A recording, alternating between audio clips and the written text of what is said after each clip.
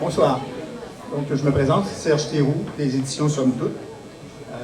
D'abord, je tiens à vous remercier évidemment d'être là en si grand nombre. On a été obligé de déplacer ce lancement parce on vous attendait et vous êtes vraiment là malgré un petit peu la température. Donc, c'est l'apparition d'un livre, le 10e de... Oui, allô? Ah oui, je vais me manger là. C'est donc le 10e livre de Frédéric. D'ailleurs, il y en a fait 6 chez Somme Toute et 4 ailleurs. Bon, un gars a le droit de se tromper, évidemment. Mais, non, mais, blague à part, ce livre est peut-être le plus important qu'il ait écrit.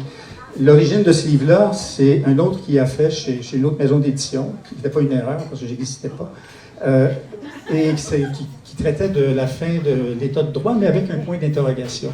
Vous remarquerez que sur celui-là, il n'y en a pas de point d'interrogation. On est au chevet, et ce qui se passe un peu tous les jours nous confirme qu'il y a danger en la maison. Bon, j'arrête ça là, le sérieux, parce que, en fait, je suis rempli d'espoir et je me suis dit, peut-être que Frédéric, dans un an, lui qui est en train de nous faire une série, combien 300 posts sur Make Fascism Great Again. Moi, j'aimerais qu'il nous prépare quelque chose qui va s'appeler Make Democracy Essential Again. Il y a peut-être une possibilité là. Même si la démocratie, semble-t-il, c'est juste le moins pire des systèmes. D'ici là, je dis résistons autant que faire se pourra. D'ailleurs, Frédéric veut lancer une collection qui s'appelle Résistance, je vous signale. Cela dit, je laisserai aux distingués ES, amis et complices de Frédéric, le plaisir de commenter des événements qui nous font rager un peu plus chaque jour. Frédéric a souhaité d'ailleurs qu'on le fasse avec humour, donc un peu difficile, c'est un gros défi. J'aimerais souligner le travail de Sandra de La Rochelle qui a accompagné, encadré parfois, Frédéric pour arriver à ce livre qui est, à mon avis, un livre d'une grande importance. Maintenant, je vous dis, il y a plein de monde qui vont intervenir. Je fais dans l'ordre où c'est prévu, si jamais il y a des changements, la direction est désolée. Rudy Kaya, Alain Reyes, Marie-Ève Coton, Denis Lévesque et Marcel Olivier Nadeau, bâtonnier du Québec, qui seront présents via vidéo. Maïka Sandarji, Alexandre Dumas, Alexandre Trudeau et Léa Clermont-Dion qui vont avoir le plaisir de présenter officiellement Frédéric. Donc, et Frédéric, officiellement aussi, il me l'a juré, son temps de parole est limité à 3 minutes. Bon, Rudy Kaya, s'il vous plaît. Je connais Fred depuis tellement longtemps, 20 quelques années. J'ai rencontré en sortant de l'aréna de Verdun, pas une game junior. Il m'a approché pour faire son album de punk. Et on travaille encore là-dessus, ça fait 20 ans, un jour. Il est plus prolifique pour les livres que les disques. Mais bon. On avait une affinité pour le politique, peut-être plus de gauche.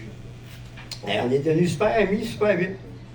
Et depuis ce temps-là, c'est pas mal un de mes meilleurs amis. Il y a quelques années, on était ensemble à Mont-Laurier l'année passée. Et on était avec le maire des Chutes Saint-Philippe. Parce que Fred, je l'appelle souvent, genre 2h du matin. Fuck Trump, on va mettre la merde sur la guerre civile qui s'en vient. Oui, je l'appelle pour qu'il me calme. Il dit je sais! Fait qu'on vit l'anxiété ensemble, on se partage nos. Et quand on était aux Chutes Saint-Philippe, on y allait avec toutes nos prédictions. Et ils sont tous arrivés. Ça me fait chier. Hier, je savais qu'il fallait que je vienne parler. Je dis, OK, je vais écrire quelque chose. Mais c'est pas payant des speeches à Fred. Fait que finalement, j'ai plus été pour une toune. Mais qui décrit bien Fred en même temps que moi. Ça va ressembler à ça, là. Je suis en train de la faire. Je suis un sale gauchiste, de l'amour du tacaille. Je signe et je persiste. C'est une 3-4, une valse.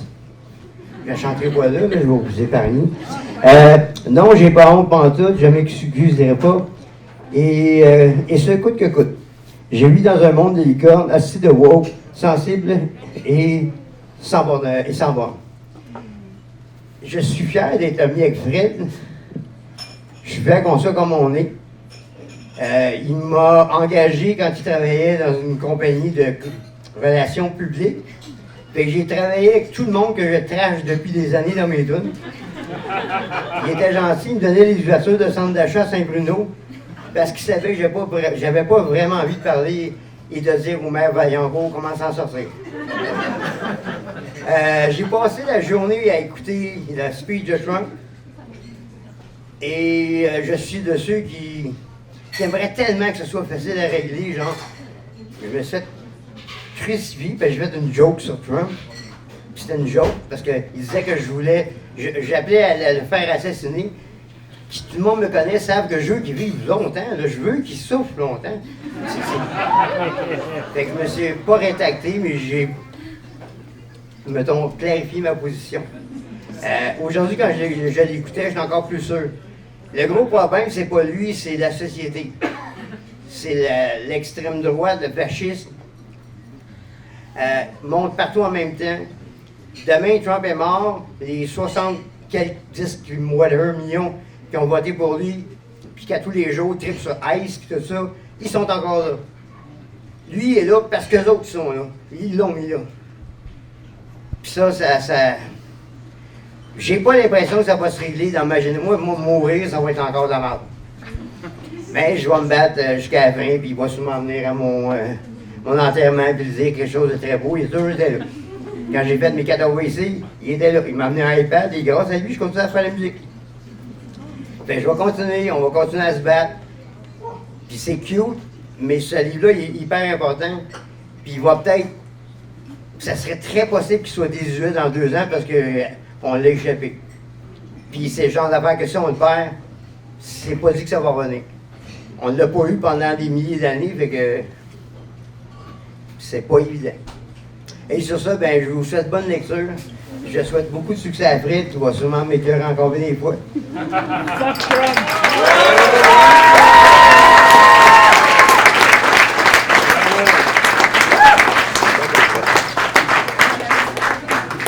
Un, deux. Il n'y a pas d'animateur, fait que je vais me présenter tout seul comme un grand. Alain Reyes, ancien député conservateur, qui a été invité par Frédéric Bérard. Bérard avec Michel. Là, tout le monde vous dit qu'est-ce qu'un ancien conservateur? Je tiens à dire, je me considère plus comme un progressiste conservateur. Et comme vous le savez, dans la vie, on fait tous des erreurs. Ça m'a juste pris du temps à comprendre. Je suis content que j'ai dit cela. Cela étant dit, non, j'arrête pas, c'est là que le fun commence. Ça fait 9 mois que je fais de l'analyse politique, des chroniques, et j'ai rencontré au débatteur un homme extraordinaire qui nous a tous réunis ce soir pour nous présenter sa dernière œuvre que je pense va faire l'histoire et qu'on va pouvoir s'en inspirer tout le monde. Ce qui est spécial avec Frédéric, au-delà de toutes ses qualités, là vous avez un gars qui se dit de centre droit, pas social, mais au niveau économique.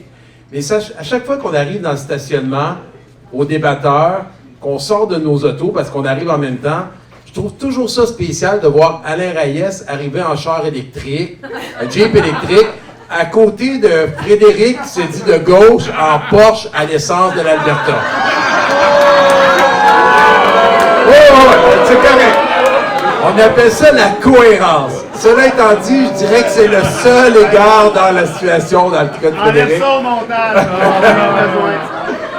Oui, mais il est vegan. Ouais. Moi, je suis carnivore, je te confirme. Tout ça pour dire que lorsqu'on se parle entre humains, qu'on prend le temps de s'écouter, ben on peut se rendre compte qu'on est peut-être plus près que l'on le croit entre nous autres. Puis des fois, la droite et la gauche, on lui donne des images. Puis là, ben, des fois, je me pose la question, ce livre-là, on dirait qu'il était prémédité pour arriver aujourd'hui, lorsqu'on regarde ce qui se passe à travers le monde avec Donald Trump. Puis là, aujourd'hui, j'ai écouté, comme mon prédécesseur, la conférence de Donald Trump. Puis sincèrement, j'ai écouté avec beaucoup d'attention pour me demander s'il allait nommer Frédéric journal de fiction, parce qu'il y avait plein de monde important à travers la planète. Puis je me disais, avec ce livre-là, ça serait peut-être intéressant qu'on lui envoie une copie. Ça serait quelque chose d'intéressant. Est-ce que c'est lire? On me demande, ouais. Je pense que c'est lire. Mais je ne sais pas comment il lit, mais il sait lire. Dernière petite chose, je veux dire, je suis tombé sur un podcast que Fred a fait avec Denis Lévesque en 2024. Puis on dirait qu'il y a une boule de cristal. Puis je veux juste vous sortir 3 petites citations qu'il a fait sur ce qui s'en venait. Puis d'après moi, il est très bien décrit dans ce livre, que je n'ai pas encore eu la chance de lire, mais que je vais lire. Il a dit en février 2024, et là je sors juste 3 citations, « Le système est en train de planter.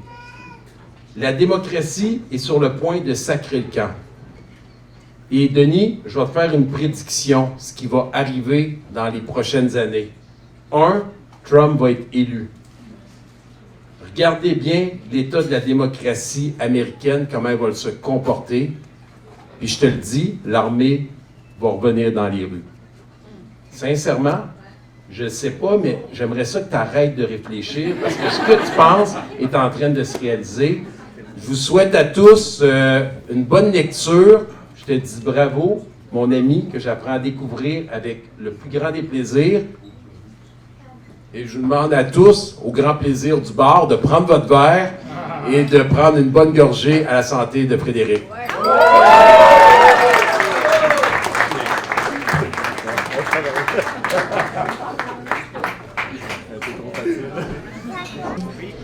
Alors moi, j'ai connu Frédéric via les réseaux sociaux.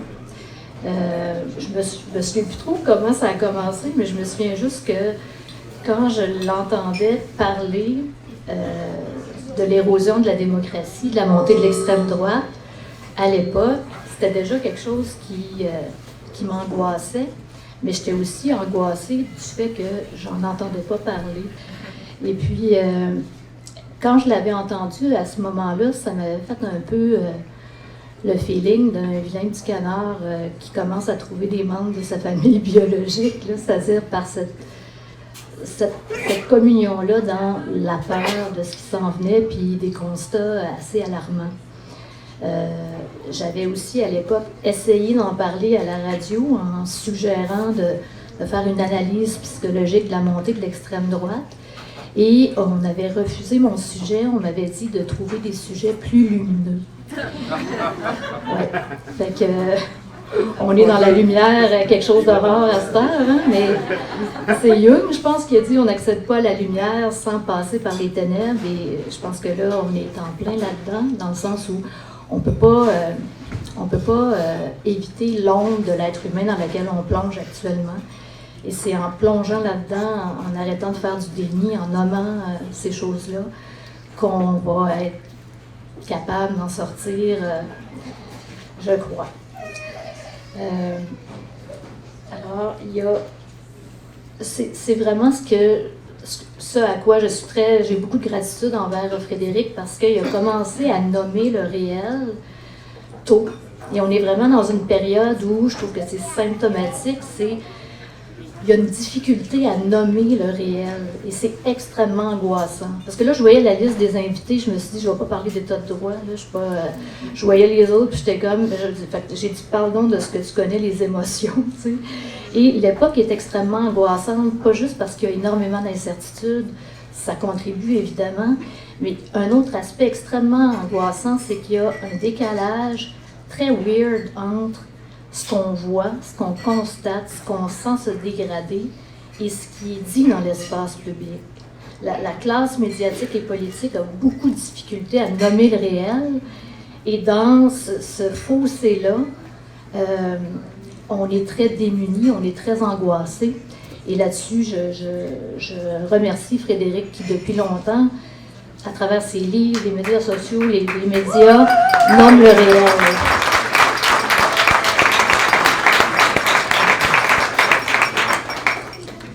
En plus, les gens, quand on le fait, par exemple, sur les réseaux sociaux, on est très attaqués, évidemment, et les gens nous attaquent, entre autres, sur notre santé mentale. C'est-à-dire que moi, dans les gros vendeurs de ma boîte Messenger et des commentaires, c'est tu délires, tu fais une obsession, prends tes pilules, va te faire soigner. T'es hystérique, ça c'est aussi un gros vendeur encore en 2026. C'est un peu lapsus, je trouve. J'ai quasiment dit 1930. Et ça donne quand même que je connais un peu la santé mentale. Et je sais, de par ma formation et mon quotidien professionnel, que le drame des vrais paranoïaques, c'est qu'ils sont fondamentalement seuls et isolés. Parce que même quand ils rencontrent d'autres paranoïaques, ils ne se connectent pas dans leur souffrance, parce qu'une maladie mentale, c'est toujours un phénomène individuel. Donc, ils ne se connectent pas dans leur souffrance. Alors que ce que moi, je remarque, c'est quand on a des peurs fondées sur des menaces réelles, quand on trouve nos semblables qui les détectent, ça nous rapproche énormément, ça nous soude même. Alors c'est pour ça que je suis ici ce soir, parce que ça nous a soudés dans une joie de ne pas être fou, de se réaliser qu'on n'est pas fou et de pouvoir se supporter dans cette lutte-là. Parce que ça veut dire toutes sortes de choses, prendre la parole par rapport à ça, c'est des insultes sur les réseaux sociaux, c'est des plaintes à nos ordres professionnels, parce qu'avoir un ordre professionnel, c'est aussi ça, il y a des gens qui se gardent. Et puis... On ne le nommera pas parce qu'il s'appelle Jean-François Lisée. On n'a pas compris, hein? Non, c'est ça. Jean-François Lisée! Voilà, alors je le remercie pour sa persévérance, tout ça. J'essaie de changer le sujet un peu, là, mais je veux le remercier parce que Fred, quand je me fais planter sur les réseaux sociaux, et Dieu sait que ça arrive souvent, c'est une des personnes que j'appelle en premier, que j'appelle le plus souvent. Alors, je veux l'encourager aussi pour comment ils m'ont encouragé à continuer à parler sur les réseaux sociaux, à croire qu'on va arriver à quelque chose en me défendant quand j'avais des moments de découragement. Et aussi, Fred, pour ceux qui le connaissent moins, le rire. Comment il m'a fait rire dans ces moments d'adversité-là. C'est une des personnes les plus drôles que je connais. Et il y a plein d'appels que je lui ai fait que ça commençait comme « Là, on va le poursuivre en diffamation, cet hostie-là. » C'était le début. Là, Fred se mettait à faire des jokes pas possibles sur la personne en question, sur l'absurdité du monde dans lequel on plonge. Puis dans les fous rires que je n'étais plus capable de contrôler, à un moment donné, mon humiliation puis ma colère se dissolvait. Et au bout d'une demi-heure, j'en étais sortie. Et Fred concluait avec philosophie on s'en crisse de ce hostie-là. Et ça devenait vrai, je m'en crissais de ce hostie-là, effectivement, par la légèreté, par la capacité d'en rire, même dans le pétrin le plus total. Voilà, attendez un peu. J'ai-tu dépassé mon temps? Oui, hein? OK, je vais conclure. En plus, j'y ai dit, j'ai écrit, moi, le monde qui dépasse leur temps, ça m'énerve, là. C'est ça. Je pense que c'est l'alcool que j'ai pris pour enlever mon anxiété sociale. J'ai plus d'anxiété sociale, mais j'ai plus de principe, non. Alors, oui, écoute, je vais conclure parce que l'essentiel est dit. Je voulais vraiment comme le remercier en premier lieu et rappeler aussi à tout le monde, parce que Dieu sait que je comprends la peur de parler et les représailles qu'on reçoit quand on parle, mais l'époque qu'on vit actuellement, on va la regarder rétrospectivement une grosse partie de notre vie. Et on n'aura pas l'occasion de la recommencer ou de l'effacer. Et je trouve que les gens sont très conscients des risques de parler, puis je le comprends, mais ils ne sont pas conscients beaucoup des risques de ne pas parler. Parce qu'il y a un coût psychologique aussi à la soumission. Tu sais, s'inventer a posteriori un faux narratif de résistance, là, maintenir ça dans sa tête pour garder une estime personnelle, il y a un coût énergétique à ça, puis il y a un coût de déconnexion à notre authenticité à ça. Alors, je voulais juste le souligner. C'est aussi un sujet de chronique qui a été refusé. C'est pas assez lumineux, mais c'est important, puis en résonance avec ceux qui osent le faire. Il y en a beaucoup ici. Léa, Élie, Maïka, je les remercie tous pour ce courage.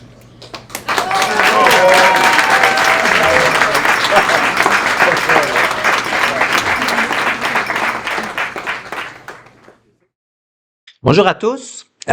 Puisque je n'ai pas la notoriété d'un auteur à succès comme Frédéric Bérard, je me présente, Marcel-Olivier Nadeau, je suis bâtonnier du Québec.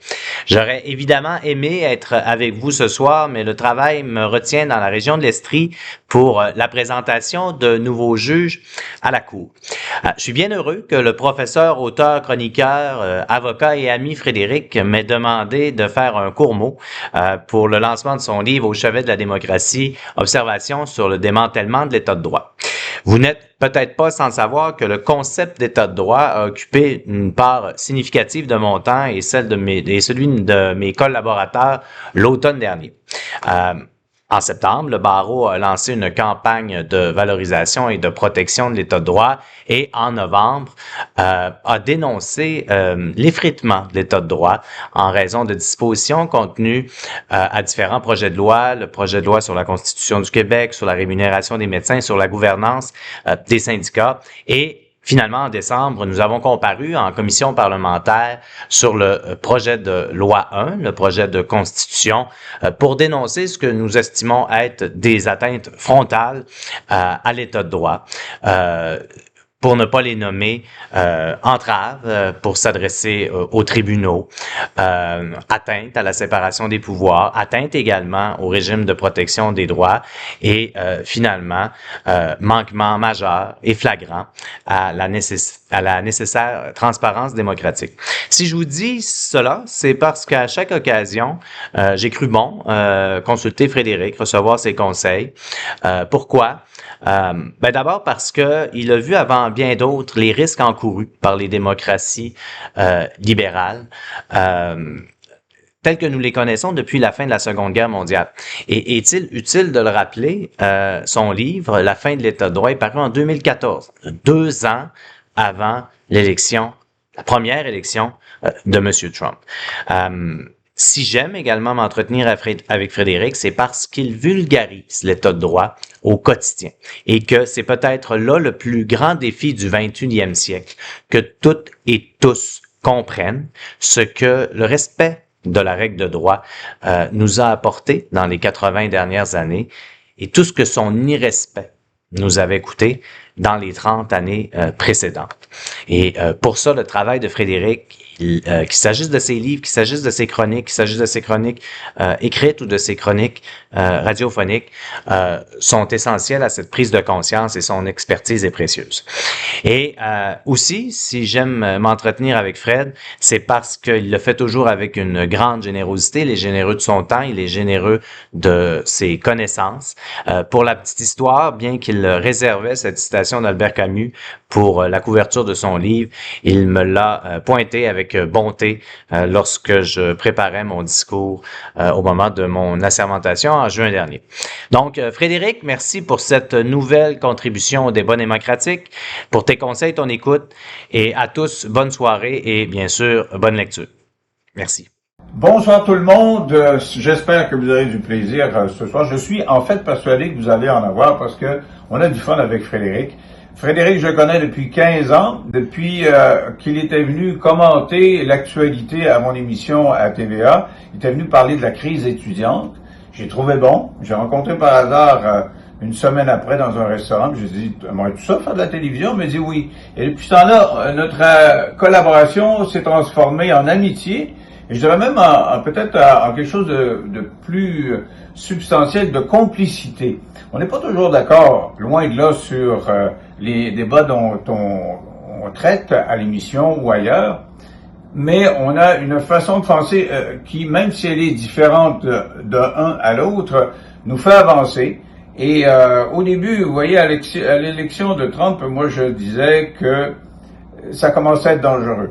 il était peut-être pas nécessairement à l'avant de ça, et il disait, oui, tout est dangereux, mais pas nécessairement à cause de Trump. Plus ça avançait, plus il commençait à être davantage alerté, et maintenant il est plus inquiet que moi. Quoique les événements des derniers jours m'inquiètent aussi beaucoup.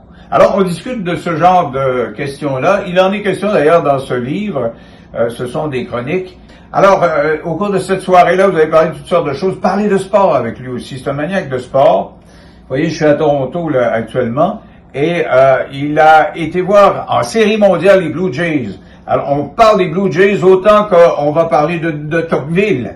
Et on parle aussi des Canadiens. Il m'a invité une couple de fois à aller au Centre Bell. Donc, c'est quelqu'un de complexe, d'entier, je dirais, des fois un peu spectaculaire, mais c'est quelqu'un que j'aime beaucoup. Alors, je vous souhaite une bonne soirée. Je suis persuadé que si vous lisez le livre, vous allez en apprendre et vous allez réfléchir aussi. Bye bye. Allô? Je m'appelle Maïka Sandarji. Je trouve qu'on a beaucoup parlé des qualités de Frédéric. Alors, je suis là pour set the record straight. Non, mais c'est une blague. Je trouve qu'on n'a pas assez souligné à quel point on vit dans une ère où une des plus grandes puissances mondiales est dirigée par un fasciste, que l'état de droit au Québec est en train d'être complètement démantelé. On est en train d'enlever la possibilité aux syndicats, aux communautaires, aux académiques de critiquer leur gouvernement. On est dans une ère où la démocratie au Québec et dans le monde est sous attaque partout. Puis je pense qu'il y a juste Fred au Québec qui utilise les vrais termes, sans gêne, qui se permet d'utiliser le terme fasciste. Je pense qu'il est un des premiers à l'utiliser, alors qu'on était tous comme « Est-ce que le gouvernement de Trump est-il autoritaire?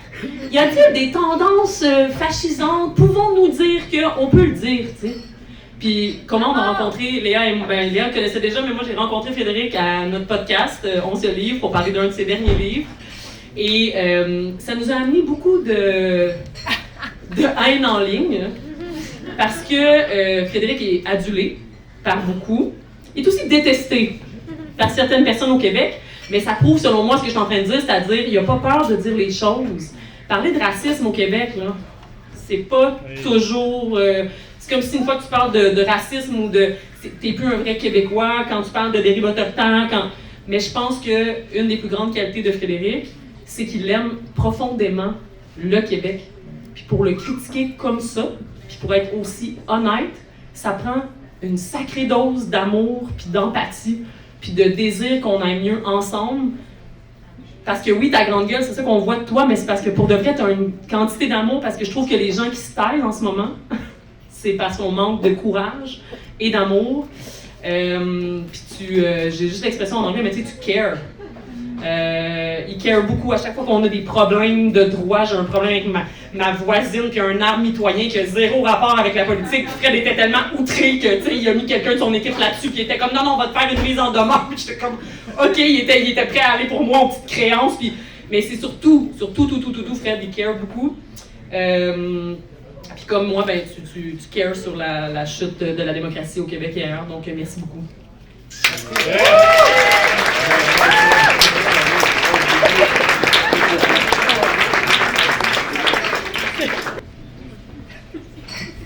Je me suis rarement senti autant imposteur que de parler après tout ce beau monde. S'il y en a qui ne me connaissent pas, c'est normal. Je n'ai pas la carrière médiatique des personnes qui me précèdent. Moi, je suis juste celui qui bougonne sur Facebook. Et Fred le sait peut-être pas, mais s'il y a des gens qui me connaissent via les réseaux sociaux, c'est en grande partie grâce à lui. Il y a 4 personnes qui m'ont aidé à aller atteindre le premier millier d'abonnés et à me lancer sur Facebook. Xavier Camus, Kim Lévesque-Lisotte, Léa Clermont-Dion et le premier, ça a été Frédéric Bérard. Et bravo à toi! Merci. Si je devais résumer mon combat en quelques mots, ce serait lutte contre la désinformation. Et ça, je pense qu'on le fait à tous les jours. J'apprécie entre autres beaucoup les capsules de Fred sur Make Fascism Great Again. Moi, je suis historien, donc malheureusement, ça fait que c'est très facile pour moi de faire des parallèles entre ce qui se passait il y a 100 ans et ce qui se passe aujourd'hui. Et ce que je constate, en fait, c'est que la raison pour laquelle la désinformation est aussi forte, c'est parce que c'est simplement plus confortable que la réalité. C'est un choix, souvent, d'adhérer à des informations. C'est pas une question d'éducation, c'est pas une question d'intelligence, c'est vraiment un choix. L'exemple que je donne souvent à mes étudiants, c'est les protocoles des sages de Sion. Donc, un faux document qui a été fabriqué par la police secrète du tsar en Russie au début du 20e siècle pour encourager l'antisémitisme, les pogroms, qui a été publicisé en Occident, entre autres par le magazine Times. Magazine Times qui était populaire à l'époque, qui est encore aujourd'hui. De bonne foi, des gens qui croyaient vraiment qu'il y a un complot juif pour dominer le monde. Et voici les détails. Un peu de la même façon qu'aujourd'hui, il y a des gens qui diffusent des vidéos sur YouTube en disant « Voici le plan secret pour nous dominer ». Pourquoi je parle de ça? Parce que quelques mois après avoir publié les protocoles, le Times a dit « C'est faux, on s'est désolé, on s'est rendu compte qu'il n'y avait rien de vrai dans tout ça, on est vraiment désolé ». Mais évidemment, il était trop tard. Parce que les gens l'avaient lu, et ceux qui voulaient y croire, ceux qui cherchaient une justification pour leurs préjugés, l'avaient déjà lu, l'avaient accepté comme vrai, donc là, il n'était plus possible de revenir en arrière. Et on peut facilement faire le parallèle avec ce qui se passe aujourd'hui. Là, je pourrais parler de Bill Gates, puis les pharmacies, les compagnies pharmaceutiques qui veulent nous implanter des puces, mais même sans aller jusque-là. Juste, il y a des gens très instruits, très intelligents, qui pensent sincèrement qu'il y a un lobby trans qui se promène dans les écoles pour endoctriner les enfants, puis encourager les enfants à faire des transitions parce que... Il y a des gens qui croient que les éducatrices en garderie qui portent un voile sont des agentes des frères musulmans. Mon nom, c'est Martineau. J'ai pas nommé de nom. Et il y a des gens qui pensent que toutes les personnes qui sont déportées par l'administration Trump sont vraiment des criminels dangereux. Ce sont des mythes qui sont très faciles à démonter. Mais c'est beaucoup plus difficile de convaincre les gens que c'est faux parce qu'ils veulent le croire. Quand on est prêt à croire le pire sur un groupe, un bouc émissaire, que ce soit les juifs, les musulmans, les personnes trans, on est prêt à croire n'importe quoi. La désinformation, on en prend, puis on en redemande. C'est pour ça qu'il faut arrêter de tolérer la désinformation sous le prétexte de la liberté d'expression. Il faut être plus exigeant envers nos politiciens, puis envers nos médias. Il faut exiger la vérification des faits. Ça prend du fact-checking en bon français, ça en prend partout, tout le temps. Et non, ce n'est pas de la censure, parce qu'un mensonge, ce n'est pas une opinion. Yes! Bravo!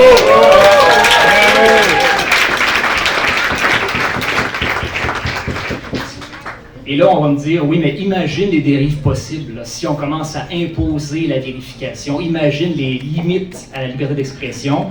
C'est vrai, mais les conséquences de laisser des empires médiatiques, des partis politiques, utiliser leurs moyens pour désinformer, pour mentir, pour inciter à la haine et à la violence, ça, on n'a pas besoin de les imaginer. On est dedans en ce moment.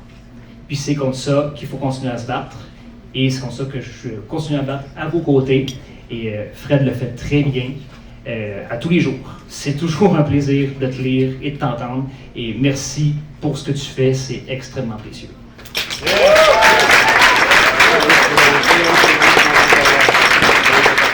On vit avec le défi, et je le vois comme un défi, non une conclusion. Il faut qu'on le voit comme un défi, non une conclusion, qui nous a été posée par Platon il y a 2500 ans, en nous disant que l'être humain, il ne sera jamais réellement capable de la démocratie.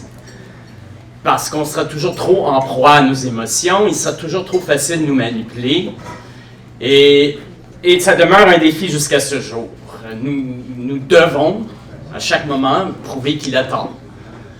Mais il sera toujours facile, il a toujours été le cas, qu'il a été facile de faire la politique en se basant, les politiciens qui gagnent le pouvoir en se basant sur la haine, l'intolérance, la peur, l'exclusion, et ça demeure toujours le cas. Les émotions font que la démocratie sera toujours difficile. Et sur ça, je vais vous parler d'émotions, mes émotions. En premier lieu, le soulagement, qui est une drôle d'émotion pour parler de maintenant, dans le sens que, pour moi, ce qui se passe maintenant met au clair ce qui a été le cas depuis très longtemps. Moi, je dirais, je vois le moment peut-être en 2003, quand il y avait beaucoup des gens ici ce soir, je suis certain, si j'étais sur la rue Sainte-Catherine en train de manifester contre la guerre en Irak, ou même avant, en 2001, septembre 2001, le 11 septembre, peut-être le 12 septembre, réunis chez moi avec des amis, j'ai dit, regardez, ils vont s'en servir pour attaquer l'Irak, comme prétexte de guerre. Et ça a été le cas.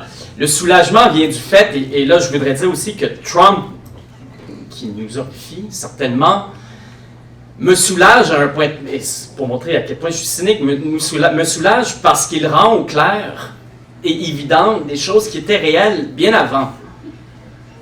La République, et je ne parle pas juste de la République américaine, mais la République comme idée, elle est cassée depuis longtemps.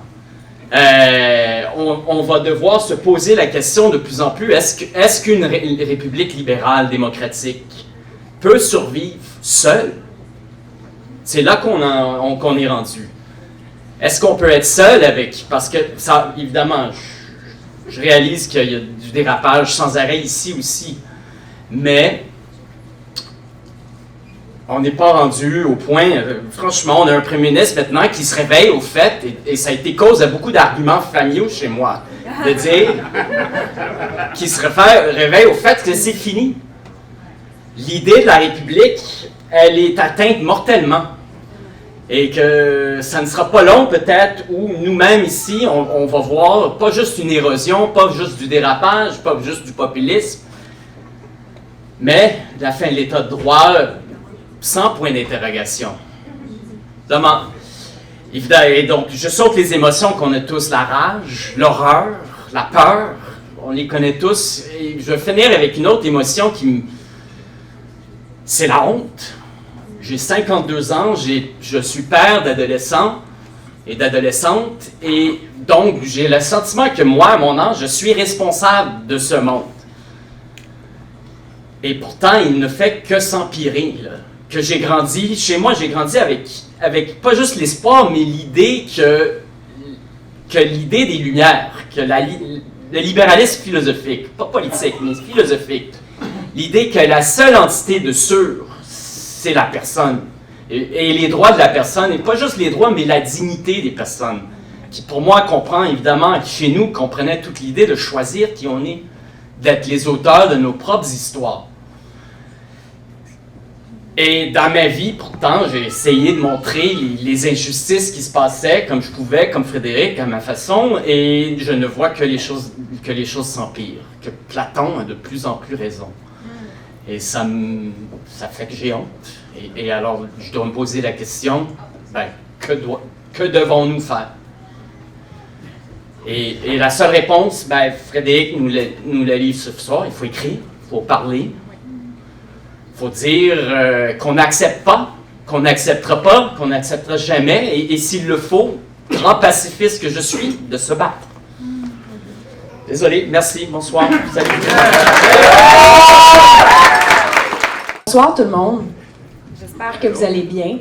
Je m'appelle Léa Clermont-Dion, j'ai 34 ans, j'ai 2 enfants, ils sont avec moi ce soir et je suis une amie de Frédéric Bérard. Un bijou, un service essentiel au Québec. Mais avant de parler, j'aimerais laisser la parole à quelqu'un d'important. Un élève de Frédéric Bérard, parce que Frédéric enseigne depuis 24 ans à l'Université de Montréal. C'est un pédagogue extraordinaire. Donc j'aimerais inviter William. William, es-tu là, William? Ah, le voilà. À dire un mot surprise à son professeur.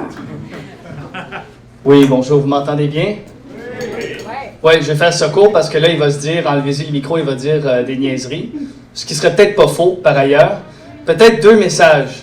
On a entendu beaucoup de désespoir ce soir, mais je pense que le dénominateur commun de notre présence ici, c'est justement l'espoir. Et il y a beaucoup de gens ici qui sont des leaders d'influence, des gens qui, jour après jour, doivent peut-être se dire « Mon Dieu, on se bat contre quoi, puis est-ce qu'on va y arriver? » Bien, j'aurais, je pense, le besoin de vous dire de continuer. Parce que votre message, il se rend souvent beaucoup plus loin que vous pensez. Il se rend même en Abitibi-Témiscamingue, d'où je viens. C'est pas très loin de Mont-Laurier, là, pour ceux qui peut-être l'ignoreraient. C'est peut-être là notre communion d'esprit, hein? Les régions, ça se rejoint. Et peut-être mon dernier message serait plus personnel pour Frédéric. Là, je vais essayer de ne pas pleurer, je l'ai promis à ma mère et ma copine.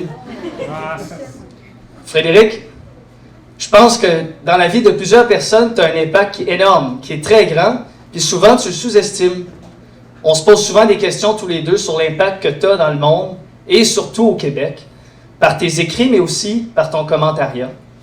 Et j'aurais tendance à te dire aussi de ne pas lâcher, puis de continuer. Parce que je me rappelle, moi, petit gars de cégep que j'étais, joueur de hockey, pas très bon à l'école, qui est tombé sur le livre « La fin de l'état de droit », avec un point d'interrogation, et qui finalement, il ne savait pas c'était quoi le droit, il ne savait pas c'était quoi une action, ou encore la responsabilité civile, mais savait très bien ce qui guettait l'état de droit, qui a décidé de se lancer en droit, et qui aujourd'hui a le plaisir de collaborer avec toi tous les jours, même peut-être trop, ça c'est peut-être l'avis de ma copine, avec des collègues comme Valérie, comme Aude, comme Camille, comme Guillaume et comme Thomas. Puis on t'aime beaucoup et je pense sincèrement en terminant qu'on ne lâchera pas tous ensemble. On va l'avoir comme on se dit à chaque fois qu'on se quitte au téléphone. Merci beaucoup. Wow.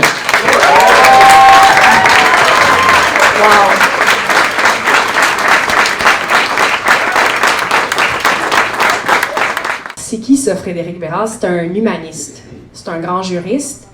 Mais c'est aussi, je dirais, le Jeannette Bertrand des droits et libertés. C'est un homme qui parle avec son cœur.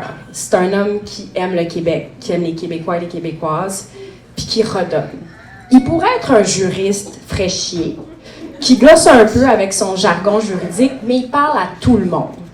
Il peut parler à mon père qui est électricien, puis il peut parler aussi au juge en chef de la Cour suprême du Canada, Richard Wagner. Frédéric Bérard, moi je l'ai connu dans un contexte particulier de scandale. Tu te rappelles-tu, Fred, quand j'ai une petite chicane avec Mathieu Bock-Côté, ça te dit rien? Non. Oui, il y en a eu beaucoup, mais là, c'était une chicane avec moi et Mathieu Bock-Côté. Et là, Frédéric m'écrit, puis il m'écrit un mot de solidarité, puis ça venait du cœur. Et ça m'a beaucoup touchée. Par la suite, comme l'a dit Maïka, on l'a invité à notre podcast, puis ça a donné ce que ça a donné, des heures sur des balados complotistes, antiféministes. Je vous invite à écouter ça. Capitaine Cosmos, c'est du bon divertissement. On a des points en commun, Frédéric Bérard et moi. On adore Denis Lévesque, d'ailleurs on le salue. Là. Y est-tu ici? Non, il n'est pas ici. On vient du Nord, des Laurentides, mais on aime aussi beaucoup Albert Camus. D'ailleurs, je ne sais pas si vous avez déjà regardé le corps de Frédéric Bérard, mais il y a une grosse face d'Albert Camus tatouée quelque part, si tu veux venir nous le montrer, sur les bras. Parfait. Et pour moi, merci Nina. Nina me donne un livre d'Albert Camus. J'ai promis à Frédéric que j'allais citer son mentor, en fait, notre guide, à lui et moi, parce qu'on est deux Camusiens. Et je voudrais vous citer un extrait du livre « Fragments d'un combat » d'Albert Camus, qui sont finalement situés en 1938. Albert Camus, finalement, écrit lors de la bataille d'Alger qui a été perdue. Et il dit quelque chose d'intéressant. Merci, Nina, ma fille me tient le livre. En tant qu'artiste, nous n'avons peut-être pas besoin d'intervenir, Nina, tu bouges, d'intervenir dans les affaires du siècle. Mais en tant qu'homme, oui. Le mineur qu'on exploite ou qu'on fusille, les cadavres des camps, ceux des colonies, les légions des persécutés qui couvrent le monde ont besoin, eux, que tous ceux qui peuvent parler relaient leur silence et ne se séparent pas d'eux.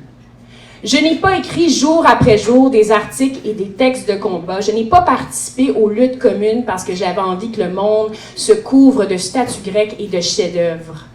Mais de mes articles, mes premiers articles, et peut-être trop... Attendez, je reprends ça parce que ma fille, elle bouge beaucoup. Mais de mes premiers articles jusqu'à mon dernier livre, je n'ai tant et peut-être trop écrit parce que je ne peux m'empêcher d'être tirée du côté tous les jours, du côté de ceux, quels qu'ils soient, qu'on humilie et qu'on abaisse. Albert Camus.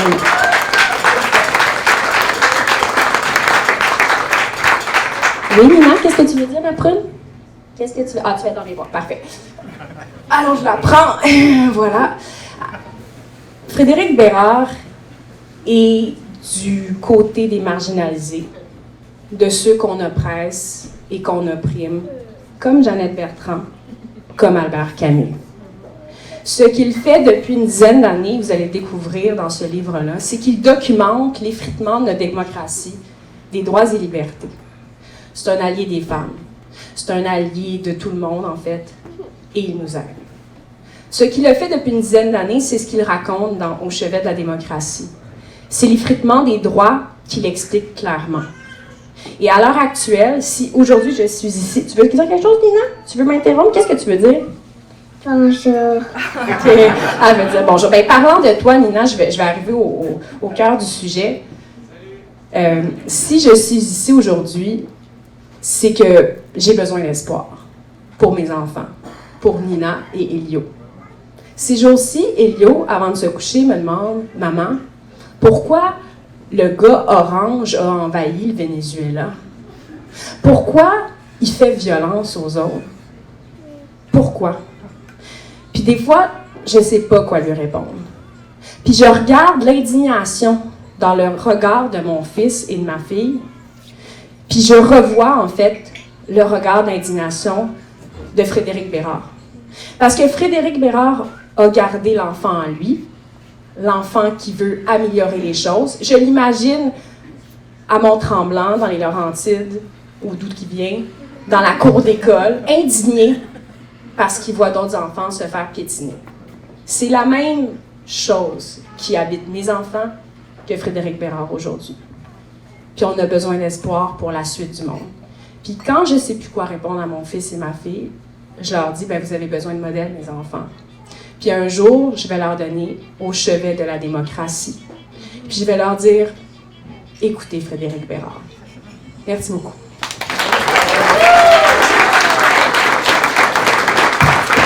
Un petit mot, là on passe la parole à Frédéric, Nina.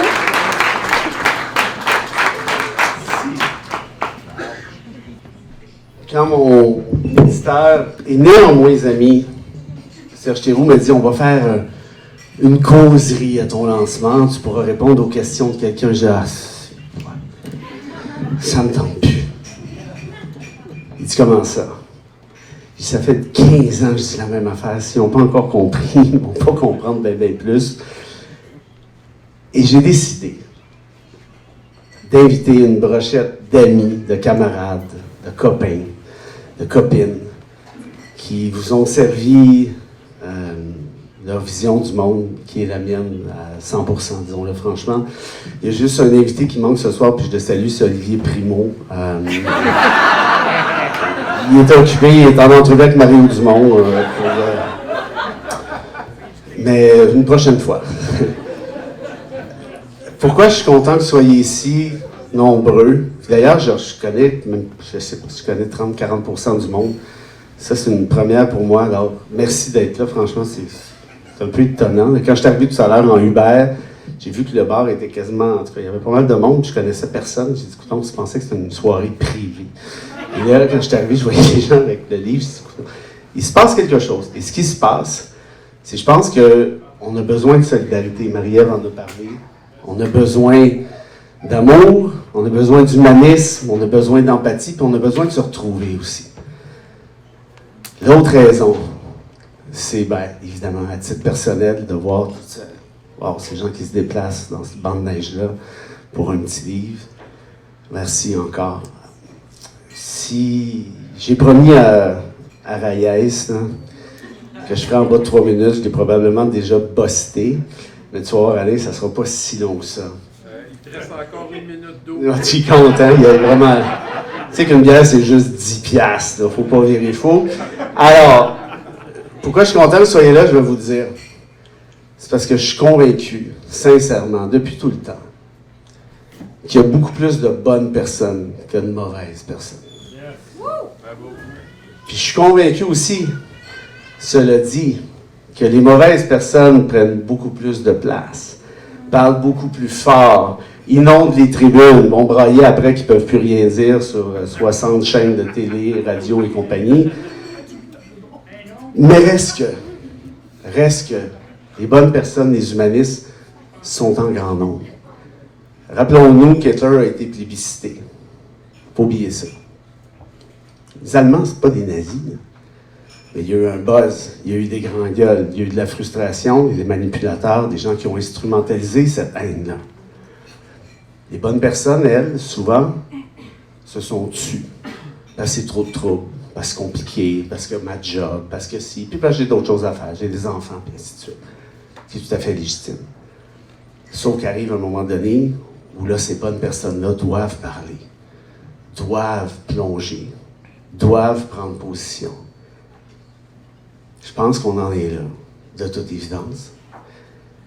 Je pense qu'on est rendu à une époque où il est peut-être tard, mais vous savez quoi? Je pense pas qu'il soit trop tard. S'il était trop tard, j'aurais pas publié ça, j'aurais fait autre chose. Je serais parti vivre dans le bois. Mais reste qu'il y a des enfants ici, ce soir, et ma fille.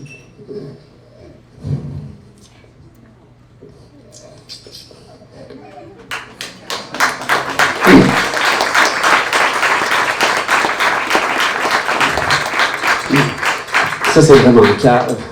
C'est mon 10e lancement de livre. À chaque fois, il ne faut pas que je parle de ma fille, je vais pleurer. Innocent, je le fais à chaque fois. Mais comme Trudeau, je me sens redevable, responsable. Mais il y a une affaire que je sais par contre. Puis je le vois ce soir. C'est pas fini cette histoire-là. Oui, l'ordre mondial est attaqué. Oui, nos valeurs, le monde qu'on aimait est attaqué. Ça, c'est évident. Mais ce qu'on est, par contre, demeure. Puis, cette victoire-là est à bout de main. Si on se lève, si on bouge, si on fait quelque chose. Je vais dire, ouais, OK, c'est facile à dire, là, mais les États-Unis. Je vais surfer sur ce que dit Léa. Oui, j'ai le tatouage de Camus. C'est le bras droit, Léa, si tu veux savoir, sur le bicep, pour tout dire. Non, je ne vais pas vous le montrer.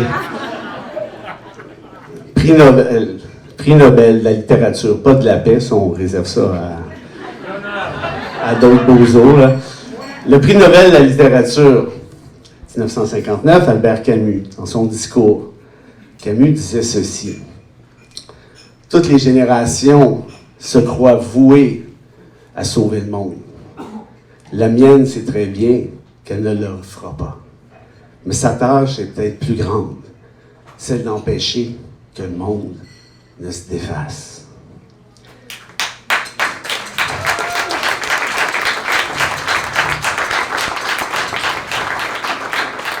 Albert et sa gang ont réussi. Et ils n'ont pas fait ça par magie. Ils n'ont pas fait ça en regardant Netflix, en buvant de la kombucha. Ils ont écrit, ils ont parlé. Puis il y en a qui vont dire, ouais, ben, OK, la télé, la radio, mais c'est pas tout le monde qui a ces tribunes-là. C'est vrai. Ils vont dire, ouais, mais les médias centristes qui invitent la droite, l'extrême droite, c'est vrai. Mais aujourd'hui, en 2026, même si les médias sociaux sont pleins de défauts et ont contribué, à mon avis, à l'affaissement de la démocratie, vous allez le voir dans le livre, reste ceci.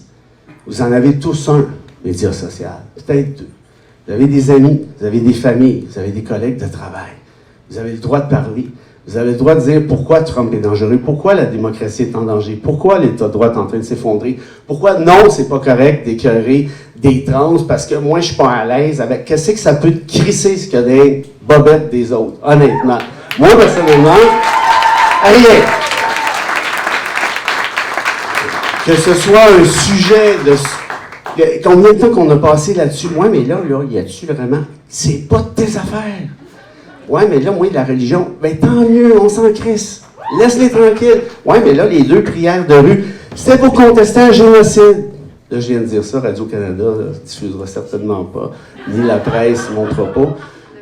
Mais la réalité, c'est ça. C'est qu'il faut arrêter de déconner, là. Ils nous ont amenés ailleurs. La fenêtre d'Overton est rendue une porte de garage, là. Ça suffit, là. Et c'est notre job de dire, pas juste moi, pas juste Léa, pas juste ma fantastique brochette d'invités, vous tous, du premier au dernier, speak up, parlez, dénoncez, comme on l'a fait en 59, comme on l'a fait avant, comme on l'a fait bien avant, puis comme on le fera après.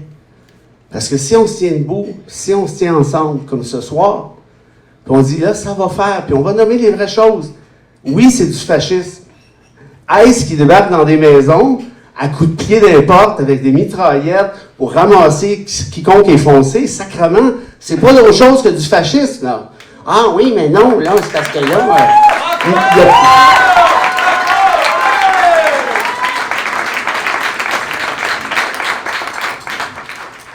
Il faut arrêter d'avoir peur de ce qui s'en vient. Oui, c'est un sentiment, c'est un réflexe qui est normal. Mais c'est parce qu'il n'y a pas 50 options, là. Il y en a 2. Juste 2. On s'écrase ou on combat. Puis chacun ici a sa manière de combattre. Chacun ici a ses raisons de combattre. Oui, ils attaquent nos valeurs. Oui, les valeurs s'amenuisent. Mais les valeurs demeurent. Parce que ce sont des valeurs humanistes. Puis ça, j'y crois encore.